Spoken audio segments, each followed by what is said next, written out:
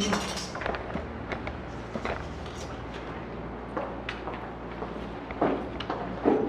Boa noite a todos, principalmente as mulheres, que hoje comemoram o seu dia. Eu estava lendo um negócio muito interessante hoje que me chamou a atenção. Que o Dia da Mulher, na verdade, era para ser o dia 6 de março. Mas como elas levaram 2 dias para se arrumar, ficou dia 8. Eu achei meio sem sentido, assim, né? Nada a ver, mas eu achei interessante. Tá? É uma satisfação muito grande estar aqui hoje. É sempre uma alegria quando a Cristina entra em contato com a gente lá e convida para vir fazer palestra nessa casa tão querida. É uma alegria muito grande. Agradeço a casa, a confiança e a oportunidade que dá para a gente divulgar um pouquinho dessa doutrina. E esse tema escolhido hoje, o sentido da vida, reencarnação e justiça divina, ele faz parte de... Na verdade, eu busquei ele lá, nós temos um programinha que a gente faz lá na nossa casa. Começou semanalmente, passou a cada 15 dias, só que o tempo às vezes não nos deixa fazer com a frequência que a gente queria, então quando a gente tem um tempo de gravar um programinha, a gente bota lá no ar, que é os 5 minutos com a fraternidade. E lá eu fiz um programa que falava sobre isso, o sentido da vida, a reencarnação e a justiça divina. E eu pensei comigo, olha só que tema legal para a gente debater numa palestra, né? Então tudo aquilo que eu falei em 5 minutos eu transformei em 2 horas e meia de palestra, tá? Então a gente vai ter bastante tempo para conversar sobre esse assunto. Tá? 2 horas e meia, né? 2 horas e meia, a Cristina autoriza. Brincadeira. Tá? É só 1 hora. Tá? Então, assim, é um tema que leva a gente a pensar, né? Muitas vezes a gente passa por situações difíceis na vida e a gente não sabe por quê. Qual é o sentido da minha vida? Por que isso está acontecendo? Né? A gente pensa, pô, Deus não é justo. E a reencarnação vem explicar muita coisa.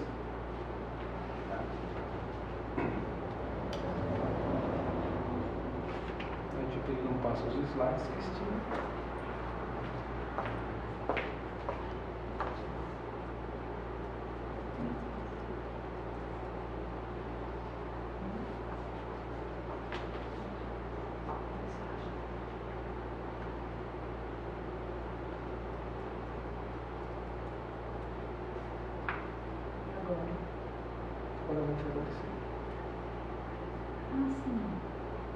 Como é que dá certo?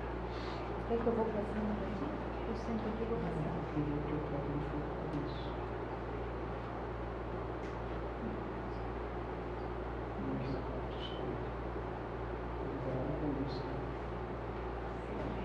É o 2, né?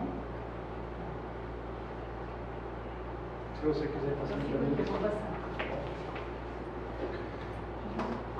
Então, assim, através dos séculos, né, Deus ele nos tem sido apresentado de diversas maneiras. Nós já conhecemos então um Deus sanguinário, que faz justiça através de calamidades que assolam a terra. Nós conhecemos um Deus vingativo, cujos os castigos chegam à impiedade de condenações eternas. Nós também já fomos ameaçados por um Deus irredutível que desconhece o perdão e, portanto, deve ser temido mais do que amado. Um Deus sectário e impiedoso é capaz de relegar ao fogo eterno os que não partilham de suas ideias e não os seguem. Então, com o advento de Cristo, nossa percepção de Deus tem evoluído à medida que o homem também evolui. Então, esse Deus aqui, muita gente ainda hoje é apresentado para ele. Um Deus que pune, um Deus ruim, um Deus que condena ao fogo do inferno aqueles que discordam dele. E o Espiritismo ele veio então e ele nos traz uma compreensão de Deus um pouquinho diferente. Mas mesmo assim nós, tendo esse conhecimento espírita, que a gente sabe que Deus é bom, que Deus não faz isso, não faz aquilo, a gente ainda vê esse Deus. Sabe por quê? Porque a gente diz assim, não, isso daí que a pessoa está passando, ela está fazendo um resgate lá na vida dela, bem feito para ela. Porque ela fez o mal lá, é a justiça de Deus. Então, muitas vezes a gente até pensa de uma maneira assim, não, ela está sendo vingado, Deus está vingando o mal que ela fez. Então a gente também tem um Deus ruim dentro da gente. Então a gente precisa repensar a maneira que a gente está vendo Deus. Porque a gente acaba fazendo isso. E a gente se conforma às vezes em saber que a pessoa está sofrendo porque ela cometeu algum erro. Mesmo a gente sabendo que Deus é bom. A gente faz isso ainda, muitas pessoas ainda fazem. Tá? Pode ir.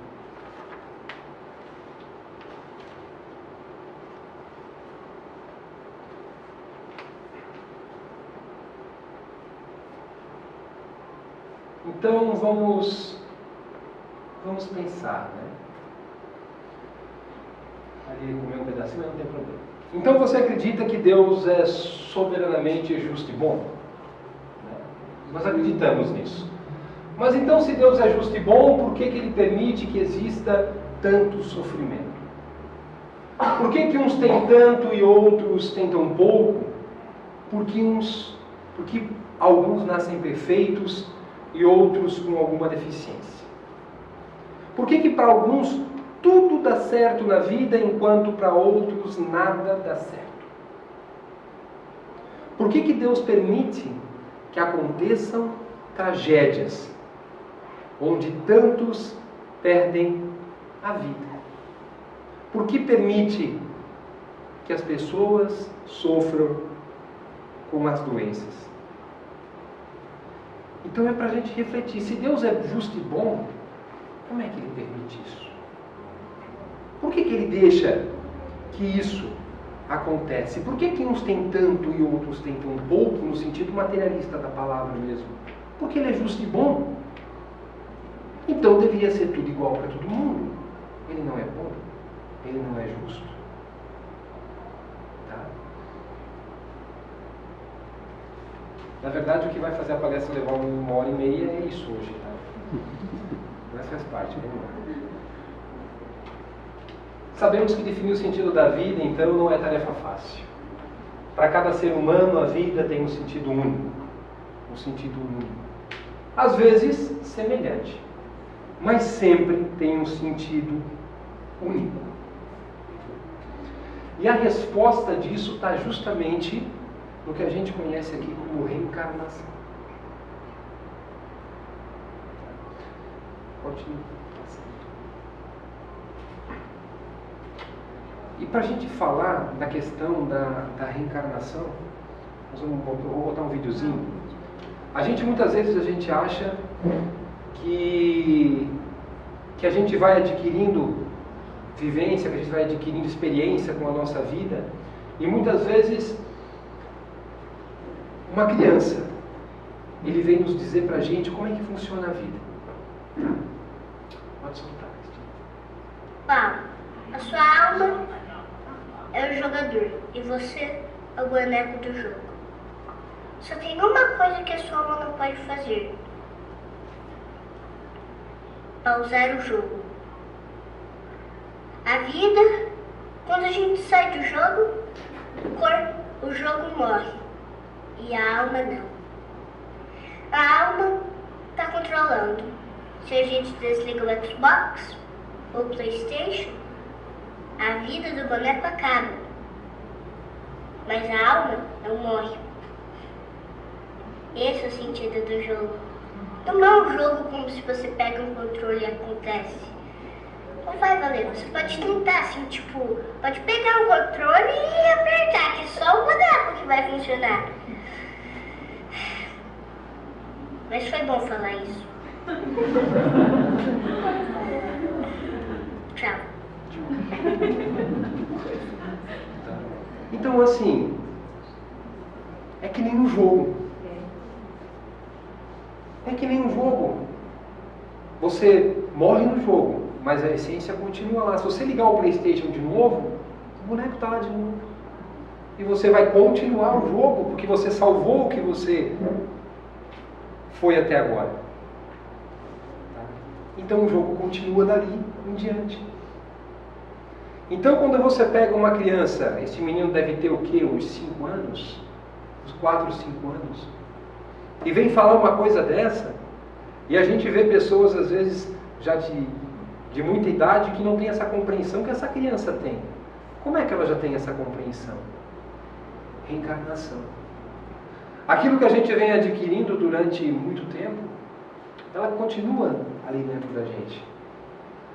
Isso explica muita coisa, inclusive uma criança que com 3 anos, 2 anos, está tocando piano, por exemplo.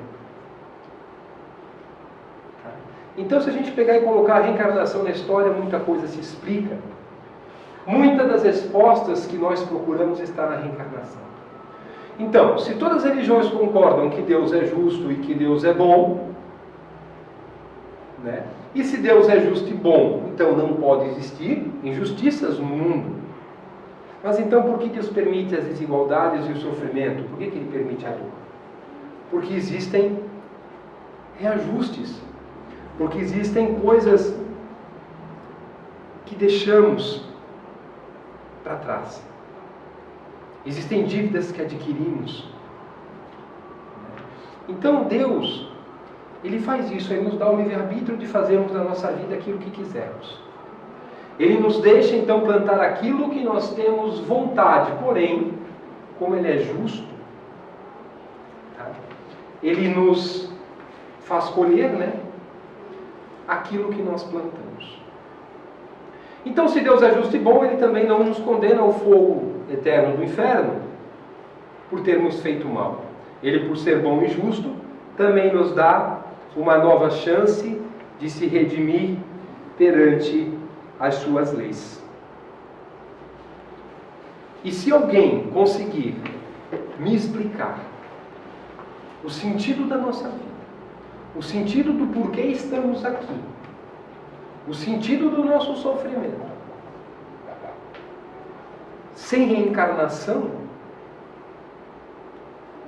se alguém tiver uma explicação lógica para isso, eu quero conhecer, porque daí eu vou seguir esse caminho.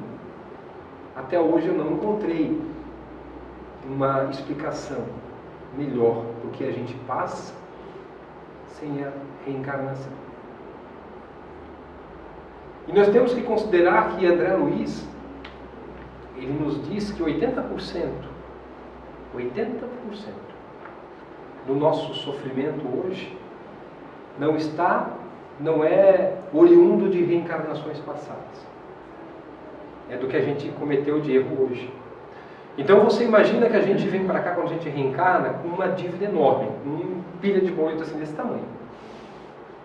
E em vez de a gente pagar esses boletos, nós acabamos, pelo uso do nosso livre-arbítrio, adquirindo novos boletos.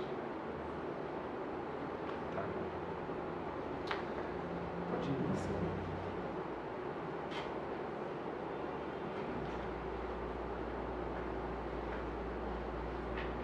Então nós voltamos à vida, numa nova experiência corpórea através da reencarnação, porém com as marcas do que trazemos e do mal que nós talvez cometemos em outra existência.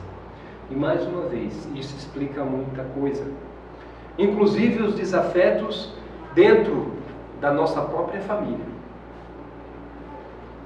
Pais que não se entendem com os filhos, irmãos que não se entendem, irmãos que vivem em pé de guerra. Eu e meu irmão que está aí hoje, a gente já brigou muito, hoje a gente já se entende melhor, mas a gente já fechou os pau algumas vezes também.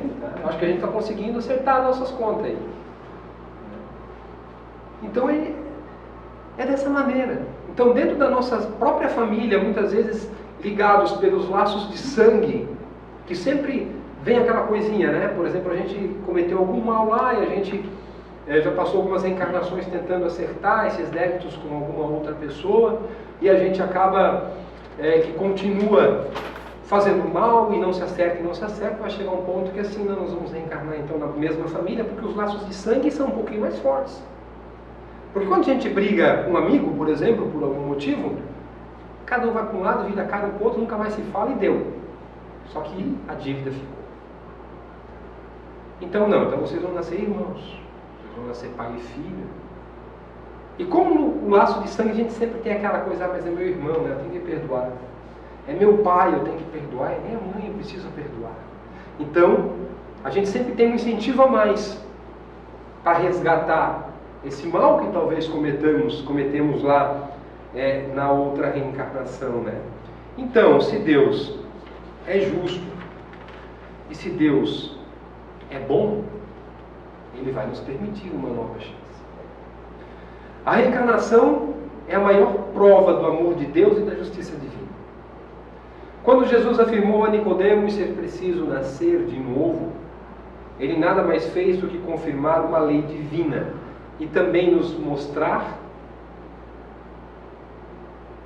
mostrar aos homens que Deus, sendo Pai de amor e justiça, não poderia condenar os seus filhos por faltas cometidas sem lhe dar a oportunidade de reparação, uma vez que todos nós fomos criados simples e imperfeitos.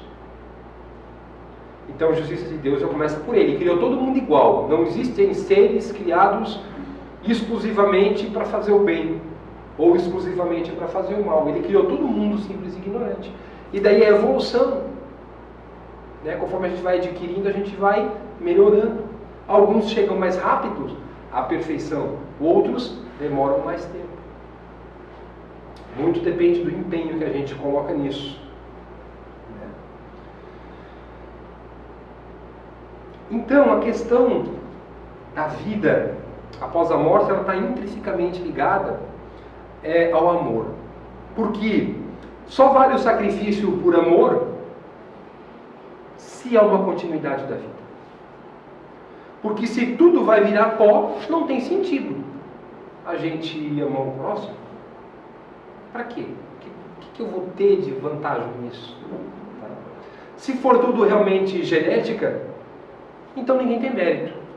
A pessoa que tem grandes realizações, né, ela não tem mais mérito que um chuchu com uma boa genética. Tá? Não tem mais mérito.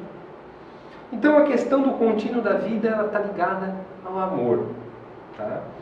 Tudo que você sacrificou tem uma retribuição na natureza. É uma natureza amorosa. E também a reencarnação, ela é um produto desse amor de Deus. É uma segunda chance. Então você imagina uma senhora que tinha um filho. E esse filho, aos 12 anos, ele começou a usar drogas. Aos 15, ele estava no crack. Aos 16, já estava fazendo tráfico. Aos 20, já fazia sequestros. Ele era um cara frio, calculista. Matava. Já não tinha mais sentimento. E morreu num embate com a polícia. Foi para o inferno. Foi para o inferno. A mãe, prestimosa e boa, continuou a sua vida. Levou ela até o fim com dignidade. Morreu e foi para o céu. Chegou lá no céu, ela encontrou Deus. E ele disse: você foi boa, você foi prestimosa, foi amorosa e caridosa, conquistasse o paraíso. E qual vai ser a primeira pergunta que essa mãe vai fazer? Onde está o meu filho? Olha, seu filho está no inferno, vai responder Deus para ela. E daí ela vai dizer assim: mas então eu não quero ficar aqui. Eu quero ir para o inferno com meu filho. E Deus responde que não, a senhora não pode ir para o inferno. A senhora conquistou o paraíso. Mas então, o que é a bondade de Deus que não permite? Esse Deus então não é bom. Ele não permite mais essa mãe reencontrar esse filho. Porque ele foi para o inferno. Então Deus não é bom. Mas o que é a bondade de Deus? A bondade de Deus é assim. Ele vai chegar e vai dizer o seguinte: olha, o seu filho não pode vir ao paraíso, nem a senhora pode ir ao inferno. Mas vocês podem se encontrar de novo. a senhora renasce num outro corpo, através do útero de uma outra mãe. Você irá se tornar uma mulher e vai receber no seu ventre, no seu útero, ele. E vocês terão então uma nova oportunidade. Mas veja só, ele terá dificuldades. Ele não vai poder sair de casa. Ele terá limitações muito estreitas em sua mobilidade. Então ele vai viver sobre o seu amor pela vida toda. Justamente pelo mal que ele cometeu na última reencarnação dele. Ele vai viver pelo seu amor, pelo seu cuidado a vida toda, até para ele assimilar esse amor. E na assimilação desse amor, desse sentimento, ele poderá vir ao paraíso. Isso é a bondade de Deus. Isso é a bondade da natureza. Se uma criança na escola, ela tem a oportunidade de recomeçar, por que Deus vai ser menos do que uma professora de uma escola? A natureza ela é mais sábia, Deus é mais sábio. Então, vai nos dar também essa oportunidade em âmbitos maiores. Então, isso é o produto do amor. Deus, ele concedeu-nos o livre-arbítrio. E através da liberdade somos livres para escolher o que melhor desejamos para a nossa felicidade. Ora, quem tem liberdade de escolha tanto pode acertar como pode errar. E não há por essa razão qualquer punição por parte de Deus pelas nossas escolhas, pois, afinal, Ele nos concedeu o livre-arbítrio. Segundo a ótica espírita, as escolhas não acarretam em punição, tá? Mas em aquisição de experiência e conhecimento, no qual, através de uma nova reencarnação, você poderá então aplicar isso que você aprendeu. Através dos erros que você cometeu, você vai poder corrigir a sua caminhada evolutiva. Tá, mas então, se eu nasci para sofrer, não há nada que eu possa fazer para aliviar esse sofrimento? Então nós temos que lembrar que Jesus falou assim: vinde a mim, todos que estáis cansados e sobrecarregados, e eu os aliviarei. Tomai sobre vós o jugo e aprendei de mim, porque eu sou manso e humilde de coração, e achareis descanso para a vossa alma, porque o meu jugo é suave e o meu fardo é leve. Então Jesus, quando ele diz isso, ele nos remete a seguir os seus passos, que é a forma mais fácil de a gente resgatar, através do amor, o mal que nós fizemos, os erros que cometemos. Jesus, ele veio nos ensinar então a forma mais fácil disso, a maneira de nós se comportarmos perante as leis divinas, essa lei de justiça, nos ensinando o caminho da salvação e da elevação espiritual. Ele veio e nos ensinou que é preciso ser humilde, não julgar, amar a Deus sobre todas as coisas e o próximo como a si mesmo. Nos ensinou o amor, nos ensinou a benevolência, a caridade para com o próximo, nos ensinou o perdão. E é isso que vai tornar o jugo leve. Muita gente ainda tem Jesus, que com aquela ideia de que basta nós crermos. Basta crer em Jesus e você está salvo. É muito fácil isso. E eu me lembro quando eu ia na doutrina, quando eu tinha meus 12 anos, formação luterana, e nós íamos lá para o ensino confirmatório, e uma vez eu questionei o pastor sobre isso. Eu disse assim: tá, mas como assim esse negócio aí? Quer dizer que eu posso estar lá, ter feito um monte de lambança na minha vida, e daí quando eu chegar no momento da minha morte, eu vou me arrepender e eu vou dizer assim: Senhor, eu me arrependo dos meus erros, eu creio que o Senhor existe, que o Senhor é o Salvador, e eu vou ser salvo? Isso não me faz muito sentido esse negócio. Então tudo que eu fiz de errado, pô, aí é muito fácil. É que nem aquela história assim que eu já contei aqui numa outra palestra, onde a gente falava da escolha das provas, sobre a questão de que, por exemplo, você está endividado, né? Você tem uma dívida enorme aí, você não sabe o que fazer para pagar, está complicada a situação. Não tem mais crédito em lugar nenhum. E vem alguém e fala para você assim, olha, vamos sentar aqui e você me diz quanto é que eu te devo, quanto é que você deve, né? Que eu vou pagar a tua dívida, né? Eu pago a tua dívida e vai ficar tudo certo. Nossa, que maravilha encontrar uma pessoa dessa, né? Coisa boa, alguém que vai pagar nossas dívidas. Mas imagina que vem uma outra pessoa e diz para você assim, vem cá, sei que você está aí com um monte de dívida aí, vamos sentar aqui comigo e eu vou te mostrar o caminho para você não se endividar mais, para você quitar essas dívidas e não adquirir novas dívidas. Eu quero te ensinar a quitar essas dívidas. Quem é que a gente quer encontrar? Não precisa mentir, tá? Porque a gente sabe que mentir não deve fazer, né? Mas assim, a gente quer encontrar aquela pessoa que paga nossas dívidas ou aquela que nos ensina a não se endividar? Então aquele Jesus que paga nossas dívidas é aquele Jesus que foi nos ensinado por muito tempo que basta crer nele e a gente vai ser salvo. E aquele Jesus que vem e nos diz, e aquele um que vem e nos diz assim, não, eu te ensino a não se endividar mais, essa foi a missão de Jesus aqui. Nos ensinar a não nos endividarmos. Foi isso que ele veio fazer. Então, ele não veio trazer a salvação, ele veio nos mostrar o caminho da salvação. Isso a gente precisa entender. A gente precisa seguir o Mestre. Não ficar puxando o saco dele. A gente precisa fazer o que ele ensinou a fazer. E nisso entra muito aquela questão do sofrimento, né? O porquê que a gente sofre. Então, segundo Emmanuel, o sofrimento ele consegue penetrar nos escaninhos da consciência de uma forma que não podemos ainda compreender. No entanto, é sempre um benefício para o renitente, que não quer ver nada além de si mesmo. Com certeza, a receita para o nosso crescimento não é a dor. A receita para o crescimento não é a dor. A receita para o crescimento é o amor.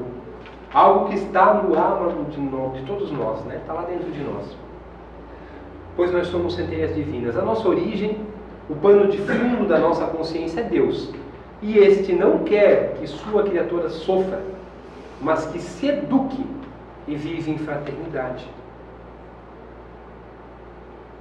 Então a gente não está aqui para sofrer, a gente está aqui para amar. Mas a gente tem uma mania de gostar de sofrer. A gente muitas vezes se fazemos de vítimas, né? Então todos sofrem na medida que fizeram os outros sofrerem, até que se arrependam e sintam a necessidade de reparação, onde então poderão enxergar um fim para a situação penosa. Então lembra lá quando a gente fala que o jugo é leve, né? Então se você se arrepende, você segue os caminhos que o Mestre Jesus ensinou, você traz aquilo para a sua vida, você não julga, você é uma pessoa humilde, você é caridoso, você perdoa, você ama. Então, você com certeza vai conseguir quitar pelo menos umas 2 parcelinhas daquele boleto que a gente trouxe quando a gente reencarnou aqui, né? Aquele monte de dívida. E a gente vai conseguir sair daqui um pouquinho melhor. Esse é o objetivo, é amar. Jesus veio e nos ensinou todo o caminho. E a gente ainda vai, né? Tudo meio que atravessado, né?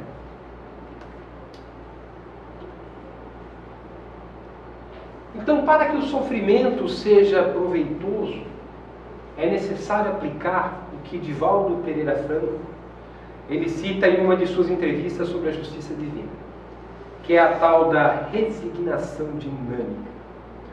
Ou seja, é aceitar o destino como um processo natural para o nosso adiantamento, sem deixar por isso de buscar a melhoria da nossa condição, ou seja, é não revoltar-se contra Deus pelas vicissitudes do presente e fazer o máximo possível para melhorar cada vez mais. A gente vê muita gente se revoltar contra Deus, né? A gente escuta muita gente falar assim quando acontece uma tragédia, por exemplo, né? Já fui questionado diversas vezes nesse sentido. Poxa, mas se Deus é tão bom, teu Deus aí, um Deus de amor, como é que Ele permite que aquelas crianças lá morram tudo daquele jeito? Como é que Ele permite que um avião lá caia e morra um monte de gente? Cadê Deus? Aonde está Deus? Temos que lembrar, muitas vezes, quando acontece uma tragédia com criança, por exemplo, a gente fica revoltado. Nós não sabemos o que cada criança daquela traz dentro de si. A gente fica com pena, compadecido, porque são crianças inocentes. Mas todos nós um dia fomos crianças inocentes. E se nós tivéssemos condição, alguns já tiveram essa experiência de talvez saber o que andaram aprontando nas últimas reencarnações, vocês iam dizer assim: nossa, eu ainda sofro pouco pelas cagadas que eu fiz. Estou sofrendo pouco. Eu estou sofrendo pouco. Então, quando a gente vê uma situação dessa e você tem um conhecimento espírita, claro, a gente se compadece. É triste você ver uma criança sofrer. Mas Deus é justo. Deus é bom. Não sabemos o que acontece. Qual é a carga kármica que aquela criança traz. Mas algo tem ali para o seu melhoramento, para o seu aperfeiçoamento. E se por algum motivo ela sofreu uma morte daquele jeito, talvez ela tenha feito alguém sofrer da mesmo modo numa outra reencarnação. Por isso que a única maneira de nós falarmos de justiça divina é colocando reencarnação na conversa. Não tem como você falar da justiça divina sem falar em reencarnação. A reencarnação é a própria justiça divina sendo feita. Então é ali, ó, aflição de hoje, dívida de ontem. Merecimento de agora, crédito de amanhã. Cada problema que te procura é semelhante ao trabalho de análise dirigida, é como radiografar-te certas zonas do ser de modo a verificar o equilíbrio. Tá? É aquela coisa, né, de você vai colher aquilo que você plantou. Nossas dores respondem assim pelas falhas que demonstramos, né, ou pelas culpas que nós contraímos.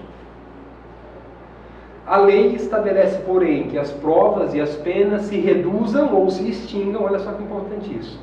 Sempre que o aprendiz do progresso ou o devedor da justiça se consagre nas tarefas do bem, aceitando espontaneamente o favor de servir e o privilégio de trabalhar.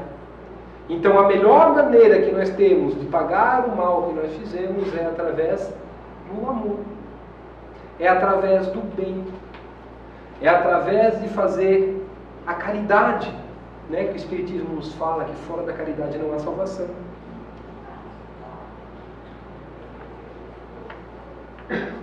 Então nós temos que lembrar que tudo que nós fizermos agora vai ter consequência na continuidade da existência. Nós já estamos, quando a gente fala em escolha de provas, a gente fala, nós já estamos desde agora escolhendo a nossa próxima reencarnação. Porque o que a gente fizer agora aqui é que vai refletir lá na frente.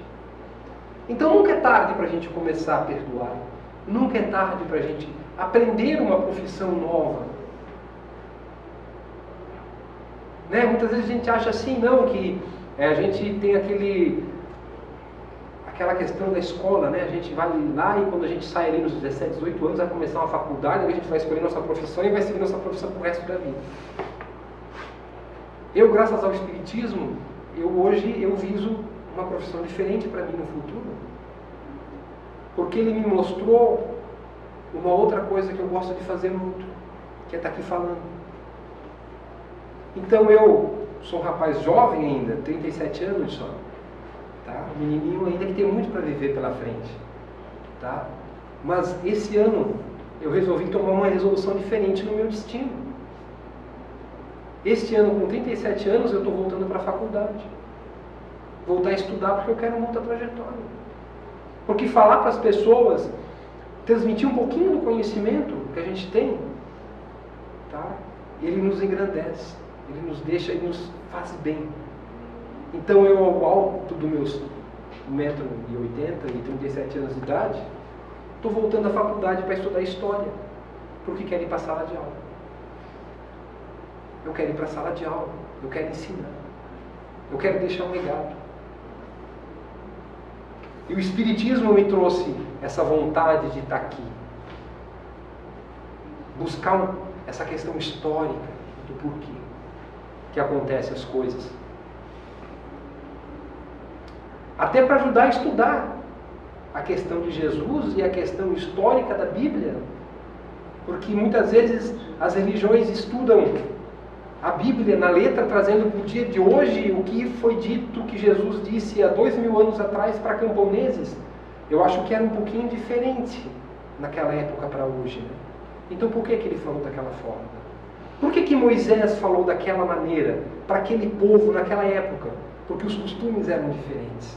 Então vem uma questão histórica, que muitas vezes as religiões hoje elas não colocam. Então nunca é tarde para a gente mudar a nossa vida. Nunca é tarde para a gente começar a perdoar, para a gente começar a amar, para a gente começar a fazer o bem.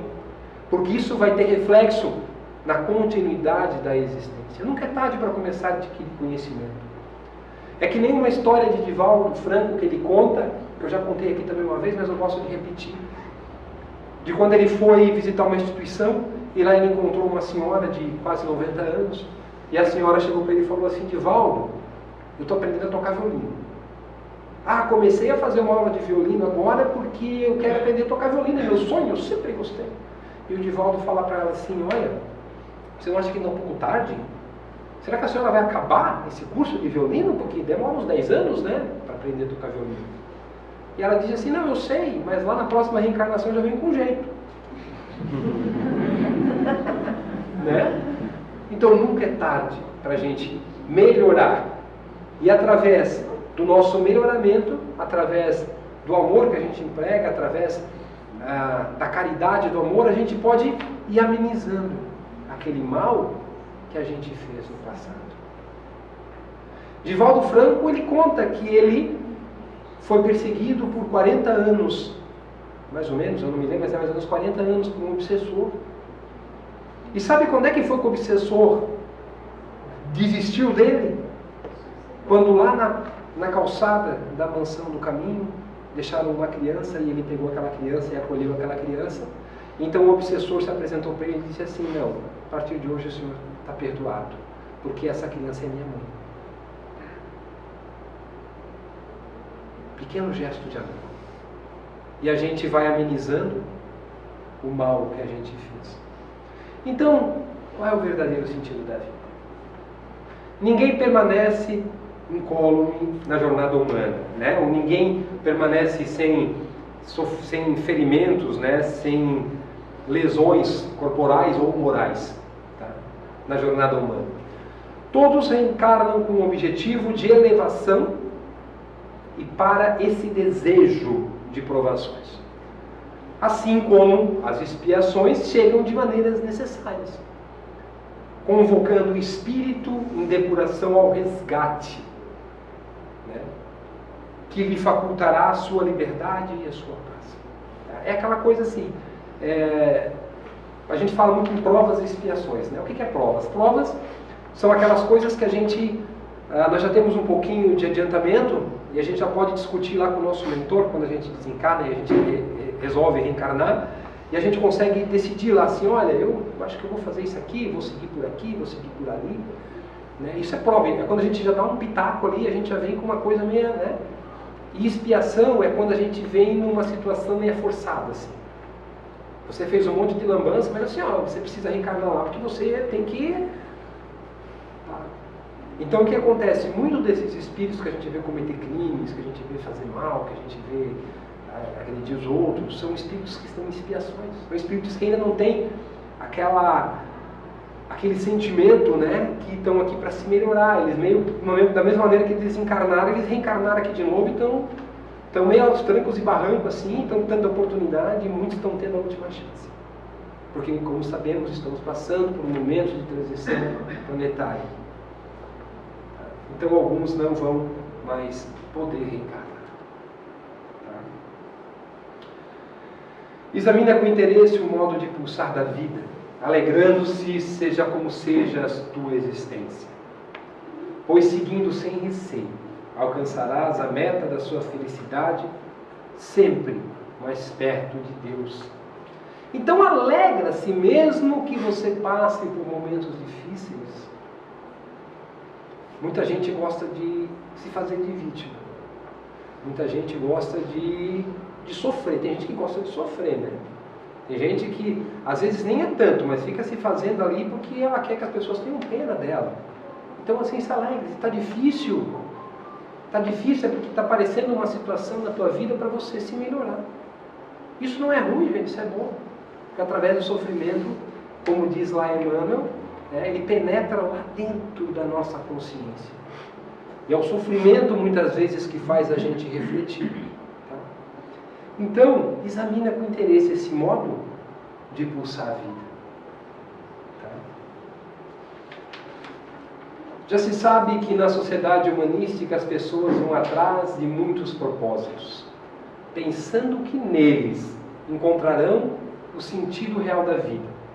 Porém, mesmo quando estiverem atingindo seus propósitos, pela prosperidade, pelo poder, haverá sempre uma grande lacuna interior, um sentimento de vazio que nada será capaz de preencher. É aquela coisa, a gente coloca preço na nossa felicidade. Eu vou ser feliz quando eu conseguir comprar um carro novo. A hora que eu trocar de carro, nossa, vai ser legal. Aí eu vou ser feliz. A hora que eu comprar minha casa, eu vou ser feliz. E a gente vai botando preço na nossa felicidade. E a felicidade, às vezes, está nas coisas tão simples. A gente vê muita gente assim, com muito poder aquisitivo, com muito dinheiro, com carro bom, com casa boa, infeliz. E a gente vê aquela pessoa que vive lá num barraco, sem nada, faltando muitas vezes o básico para viver, feliz da vida. Feliz da vida. Já nos é dito que a riqueza é a maior das provas. E é assim, quanto mais a gente vai adquirindo coisas materiais, a gente sempre parece que tem um vazio existencial dentro da gente. Porque não é aí que está o sentido da vida. O sentido da vida está na simplicidade das coisas. Então o ser humano ele precisa se espelhar mais no Evangelho de Jesus, que é a luz maior, pelos ensinamentos ali ministrados, que são o porto seguro pela segurança que sentimos quando executamos ele no nosso dia a dia. Jesus veio e nos trouxe a maneira correta de nós vivermos. Jesus foi bom, Jesus foi justo. Lá no Evangelho dele, ele só ensina a amar. E a gente faz tudo ao contrário, a gente julga todo mundo. Alguém aqui já viu em alguma passagem bíblica Deus Jesus julgar alguém? E quando tentaram fazer ele julgar alguém, ele falou o quê? Que atire a primeira pedra aquele que não tiver pecados. Ele nunca julgou ninguém. Quando ele estava lá na cruz, em meio a dois criminosos, o que ele falou? Ele olhou para aquele que estava do lado e disse assim: bandido bom é bandido morto. Se ferrou. Foi isso que ele falou, não? Então vamos se espelhar no que Jesus ensinou. Aquele bandido, reconhecendo o que Jesus fez, se arrependeu ali, pediu misericórdia a ele, que queria uma nova chance. E Jesus, Porque Jesus disse para ele, né? Buscando lá no trecho bíblico, que hoje você estará comigo no paraíso. Mas isso redimiu ele do mal que ele cometeu? Não. Com certeza, ele teve que reencarnar aqui. De novo. Tá? Mas o que é esse, hoje você estará comigo no paraíso? Com certeza, ele não passou pelaquele umbral, talvez. Ele estava do lado de Jesus, gente. Se arrependeu. Então, Jesus mesmo, né, disse, não, vem, já vamos te resgatar aqui, vamos começar esse negócio de novo, né? Deus é bom, é justo, você vai ter uma nova oportunidade de reencarnar. Tá? Nós temos, isso não vem ao caso, porque não diz muita coisa, mas existem casos de, por exemplo, o soldado que espetou Jesus lá com vinagre na cruz, que depois virou um divulgador da palavra de Cristo, reencarnou também. E tem na literatura quem ele foi, e o que ele fez, e ele já voltou, e já reencarnou no Brasil, inclusive. Mas são coisas que não vem muito, também não nos interessa, isso não é importante para a gente. O importante é o ensinamento que Jesus fez. O importante é o ensinamento que ele trouxe. E a gente tem que trazer isso para a nossa vida e fazer. E quando a gente está perante uma situação, pensar, o que Jesus faria nessa situação? É o básico. Então, você é a pessoa que escolhe o sentido da sua vida. Você quer sofrer ou você quer ser feliz? A escolha é tua. O sentido da vida é teu. Deus tem um livre-arbítrio, Deus nos deu um livre-arbítrio, então a gente escolhe, inclusive, se a gente quer sofrer ou se a gente quer ser feliz. Sempre na direção seguindo sempre na direção que o conduzirá aos degraus da satisfação e do rumo de sua história. Será maior ou menor de acordo com a clareza e conduta dos seus planos, da magnitude da confiança em si para executá-lo. E pela fé no infinito poder da inteligência criadora, capaz de preencher o vazio da ignorância sobre nós mesmos. É a confiança em Deus. Então nós temos que ter fé e nós temos que ter confiança. Muitas vezes as pessoas dizem assim, esse mundo está perdido, não tem mais jeito.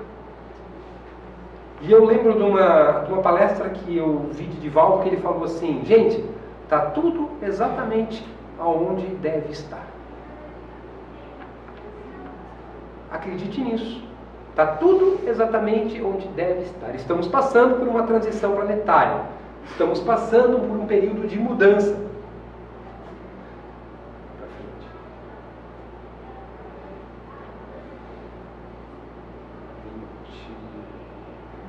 10 para baixo.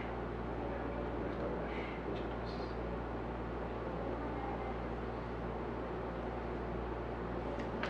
Estamos passando por um momento de transição planetária. Então, é uma mudança. E quem já fez mudança aqui? Alguém já fez uma mudança aqui em casa, assim, de uma casa para outra? Bastante gente batendo na cabeça, assim, né? Ou vocês estão dançando, estão pensando numa música meio pauleira, ou vocês estão concordando comigo. Então, é uma bagunça, né? Fazer mudança, né? É uma bagunça. É a mesma coisa que está passando no planeta Terra. Muitos espíritos aqui estão reencarnando como a última oportunidade de se melhorar. Daqui a pouco eles não vão poder mais reencarnar. Então é isso. É uma mudança. Então depende muito do que você quer que seja a sua vida. Então seja caridoso. Se ame. Ame mais o seu próximo. Procure sempre tratar bem, especialmente aqueles que não lhe tratam bem. Essa parte é difícil. Né? Irá descobrir a verdadeira luz do Evangelho cristão que diz que fora da caridade não há salvação. Ou, né, que nos pede ainda mais, que fora do amor não há elevação. Então, fora do amor não há elevação espiritual. Se você não se ama, se você não ama o próximo, você não vai evoluir. Claro, um pouquinho a gente sempre melhora. Né? Só que ao mesmo tempo que a gente às vezes melhora um pouquinho, a gente faz mais umas mudanças lá e assim a gente vai levando. Daí vai e volta. Reencarna, desencarna, reencarna de novo e desencarna e aquela coisa vai indo e a gente patina e não sai do lugar. Então a única maneira de a gente se melhorar é através do amor. Você veio para esse mundo pela porta da frente. E é muito importante que retorne ao mundo espiritual também pela porta da frente. Vencendo sua reencarnação com alegria e muitas felicidades que fará você descobrir então o real e verdadeiro sentido da sua vida. Eu fiz essa palestra há uns 20 dias atrás, mais ou menos, lá em Rio do Sul. E quando eu encerrei, o seu Nelson Vicentinho lá me falou uma coisa muito legal. Ele me disse assim, olha, que bom que nós que estamos aqui, né, nós entramos pela porta da frente e nós só temos como sair pela porta da frente de novo, porque só tem uma porta aqui. Né? Isso é muito importante. Né? A gente está aqui a gente sabe que vai sair pela porta da frente. Mas e na nossa vida? Na nossa reencarnação? Vamos procurar sair daqui também pela porta da frente. Sendo melhor, amando ao próximo, seguindo só aquele mandamentozinho assim, que diz lá, né? Amar a Deus sobre todas as coisas e o próximo como a si mesmo. Então, se você amar o próximo como a si mesmo, você amará o próximo muito. Porque eu me amo. Eu penso assim, né? Como Deus foi bom comigo, assim, porque 2 igual eu não existe. E nas perfeições e nas imperfeições também, né? Porque a gente faz lambança, né? Pacas. Tá hoje ainda. Não é porque eu estou aqui falando para vocês que a gente, né? Às vezes a gente dá uma buzinadinha no trânsito, né? A gente dá um elogio, a gente faz um sinal, né? Para a pessoa do lado. Às vezes a gente faz. Só que nós tendo o conhecimento espírita, a gente sabendo que a gente precisa se melhorar, quando a gente faz uma coisa dessa, a gente já pensa assim, opa, peraí, vou parar por aí, que o negócio não é por aí. A gente não fica muito tempo remoendo aquilo. Isso é muito importante. Ao mesmo momento que a gente erra, a gente já diz, opa, eu errei. Peraí que eu preciso... volta o pensamento a eu, mudar esse negócio. Eu saí com uma pessoa esses dias, uma pessoa do movimento espírita também, uma pessoa bem ligada ao espiritismo, e eu achei muito legal, assim, que ela estava no carro dela, e ela dirigia, e no volante do carro dela tinha um monte de adesivo colado, assim. Seja paciente, seja caridoso, né? Não. Eu achei fantástico aquilo, né?